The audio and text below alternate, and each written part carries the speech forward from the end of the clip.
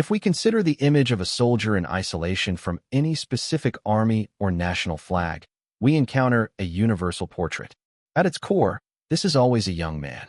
Often, they are mere youths, yesterday's boys, wrenched by the will of circumstance from their familiar home environments, torn from the family hearth, and thrown into the grinder of frontline events. At this age, nature dictates its own laws. Youth is a time when vitality flourishes, a period when it is natural for a person to seek love, build relationships, and immerse themselves in a whirlwind of romantic experiences. As the saying goes, it is the prime time for matters of the heart. However, the reality of war cruelly distorts this natural course of things. Instead of dates and walks under the moon, these young men are forced to grip the cold metal of weapons, traverse kilometers of rough terrain, crawl through the mud of fields, and scale cliffs, risking their lives every second. Nevertheless, even under conditions of extreme stress and constant danger, biology takes its course. A young organism at the peak of hormonal activity demands physiological and emotional release. History knows many examples of how this delicate problem was solved. For instance, during World War II, the Japanese Empire industrialized this process, creating an extensive network of so-called comfort stations. These establishments exploited not only Japanese women, but also a vast number of women from Korea, China, and even representatives of European nations. Of course, in the overwhelming majority of cases, this was not a matter of voluntary choice. It was a system of coercion. How was this ticklish issue resolved in the German army? If we delve into historical chronicles, it becomes obvious that the pedantry of the German command extended even to this seemingly purely personal sphere of life. There is historical data indicating that the first specialized establishment of this type, let's call it a house of tolerance or a soldier's recreation center, using appropriate terminology, appeared among the Germans almost instantaneously. It happened on the 9th day after the start of active hostilities. Such speed testifies to the fact that the command perfectly understood the importance of maintaining morale and satisfying the physiological needs of the personnel. The scale of the organization is also impressive. In total, about 500 such institutions were deployed across various fronts and occupied territories. In the initial stages of the war, the ideological component played a key role in organizing these establishments. The Nazi leadership was literally obsessed with ideas of blood purity, which was directly reflected in the selection of personnel for the soldiers' rest homes. There was a strict ban on contact with representatives of other peoples. The German soldier, a bearer of the Aryan spirit, was to be served exclusively by German women who fully met all the anthropological criteria of the master race. Surprisingly, there were practically no problems with recruiting personnel at this stage. There were many women ready to follow the army. Their motivation varied widely. For some, the decisive factor was the financial aspect. Work in such institutions was well paid, which was a weighty argument in wartime conditions. Others were attracted by the prospect of receiving enhanced nutrition and rations unavailable to the civilian population in the rear. However, there was also a third category, women who went into this service for purely ideological reasons. The propaganda machine of the Third Reich worked so efficiently that many sincerely believed in the necessity of contributing to the common cause of victory in precisely this way. Hitler and his ideological circle possessed a frightening talent for influencing minds, forcing people to perceive the most ambiguous actions as acts of patriotism. Here, a parallel involuntarily arises with another category of German women of that era, the female guards of concentration camps. Many of them also took on that monstrous work voluntarily, driven by ideology and loyalty to the Führer. However, if we conduct a comparative analysis, the employees of field brothels appear, undoubtedly, as less sinister figures. In some distorted sense, they still provided a semblance of warmth and love, albeit for money, whereas the guards brought only death, pain, and humiliation. The women from the houses of tolerance were more likely victims of the regime who fell under the steamroller of propaganda, while their compatriots in the camps became direct accomplices to crimes.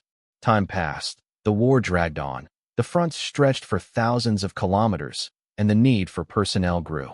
The resource of exclusively German women became catastrophically insufficient. Faced with a deficit, the Wehrmacht command was forced to revise its strict racial restrictions, although it did not abandon them completely. A decision was made to recruit women from countries whose population's Nazi racial theory considered genetically close to the Germans. The eyes of recruiters turned to Denmark and Holland. It was assumed that Danish and Dutch women could replace German women without detriment to racial hygiene. However, this venture ended in fiasco.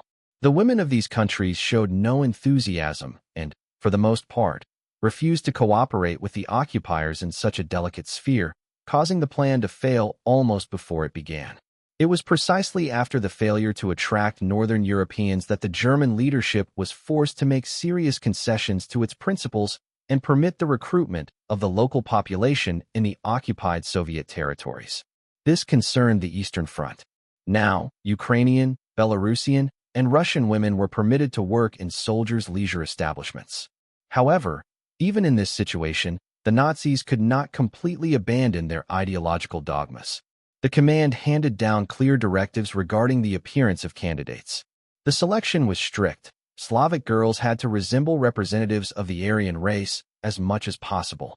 Preference was given to blonde and blue-eyed applicants whose anthropological data would not cause dissonance among German soldiers raised on ideas of racial superiority. It is a notable fact that even among the local population suffering under the occupation regime, there were women who expressed a desire to work in German houses of tolerance. This is a complex socio-psychological phenomenon that requires a detailed analysis of motives. The reasons pushing women to this step were varied and often tragic. Three main groups of motives guiding local women can be distinguished.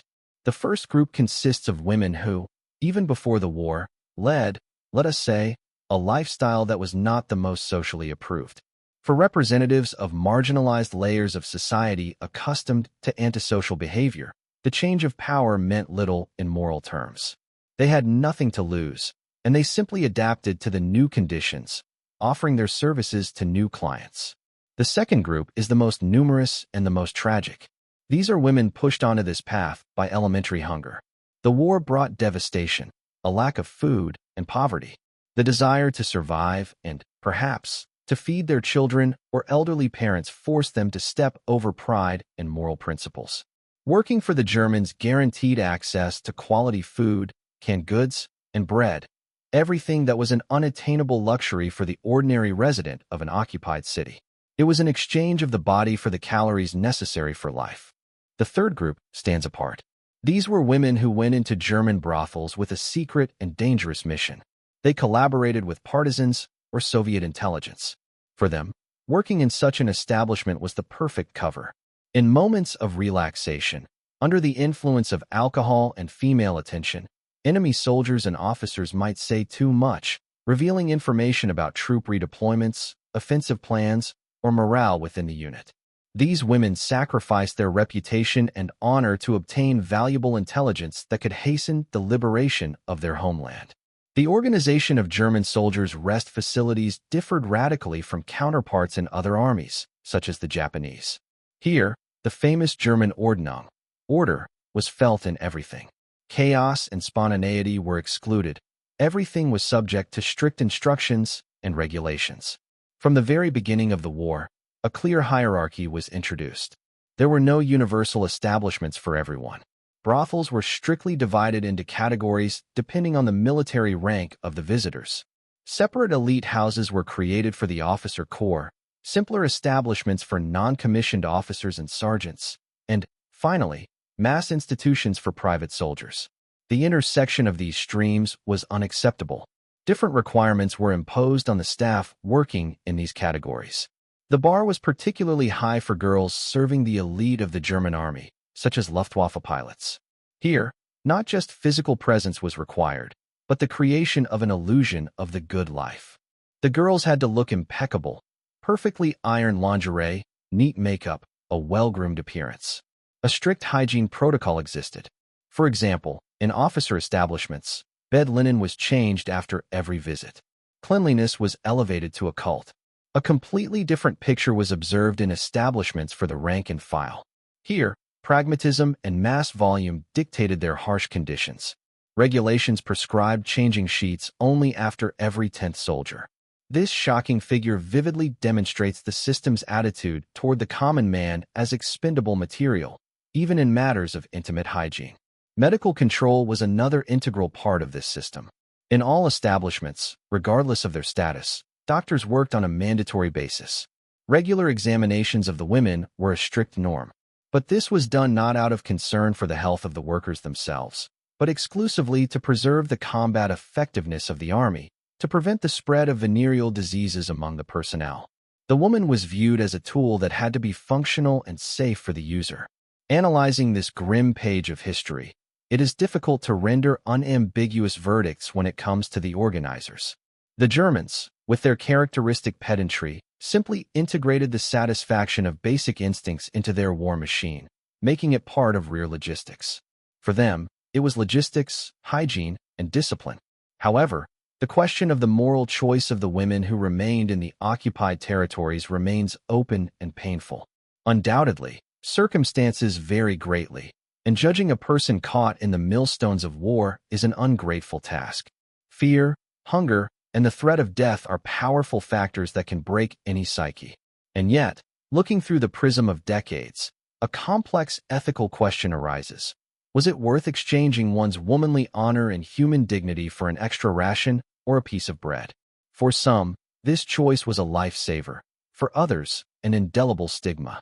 But for those who did it to gather intelligence, it became a feat of self-sacrifice about which, perhaps, no one ever learned.